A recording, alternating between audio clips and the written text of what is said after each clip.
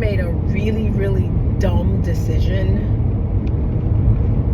So when I was 15 or 16, I had a boyfriend. And I was a really late bloomer when it came to talking to boys because I was really shy and nervous. And I remember I was so in love. He had a car, so we would go to the movies, we would go to the park, we would go for what we did, all sorts of stuff. And I just knew this was going to be my future husband. We were going to live together happily ever after and have children. And I remember this one 4th of July, we went to see the fireworks. And I remember we went to this park and we had a blanket, we laid the blanket out, and we sat down and we watched the fireworks, and he just kind of hugged me. Oh my gosh, what a great feeling. And as we're walking back to the car, we're holding hands as we're walking down the street, and he looks over at me and he says, Tina, it's Independence Day, and it's time for you to be independent. And I kind of looked and I'm confused and I'm just like, okay, what are you talking about? And he's like, I'm breaking up with you.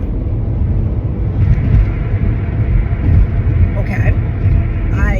I really don't know what I thought at that current moment, but I just know the one thing I felt was this pain in my chest. And it was probably in my stomach as well, because when I get these feelings, it's just like death. I mean, I've never died before, but it definitely was not a comfortable feeling. And he dropped me off at home, and I remember walking in the house, and the first thing I did is I went to the bathroom where my grandmother had all of her pills, because she had high blood pressure, all this sort of stuff. So she had like bottles and bottles of pills. And I just grabbed the pills and I started taking the pills. I made sure that I kept some of the pills there because I knew that she had high blood pressure and she needed her meds, but I just kept taking all these pills, and then I left the house.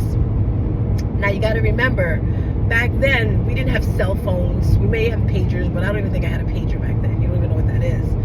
And then I just started walking, and I was walking, and I was walking, and I was just waiting for something to happen, I guess, until I die. And then I started feeling really tired. And I remember I saw a little alley or on the side of the street, and I just laid down and I went to sleep because it was late at night.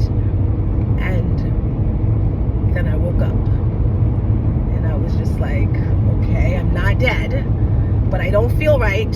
So I said, well, let's go to the hospital, Tina. So I walked to the hospital. When I got to the hospital, they called my family. And then, went home. They saw some therapists and stuff like that. Life went on. There was really never any other conversation that I can recall with a family member about that situation. Yes, the therapist at the hospital talked to me, but my mother, my aunt, there was one person I remember who said something to me that really stuck out in my head.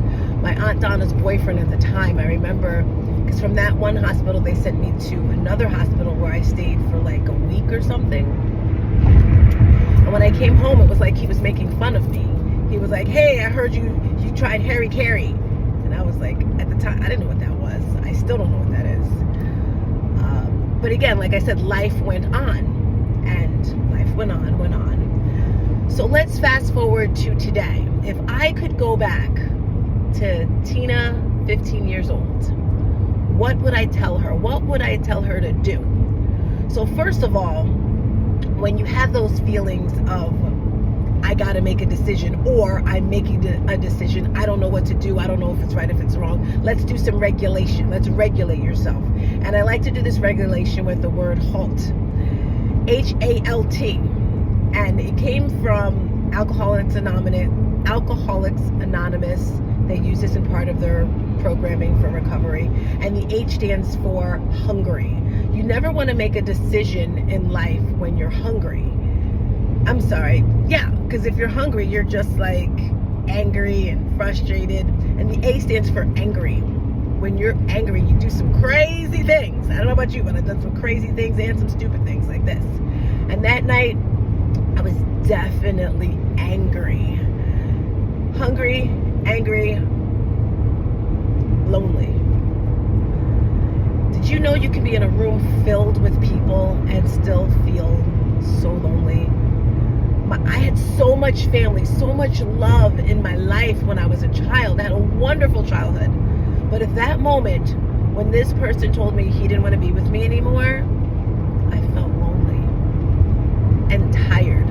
Of course I was tired because it was like almost midnight at this time, 11, 12 o'clock, whatever.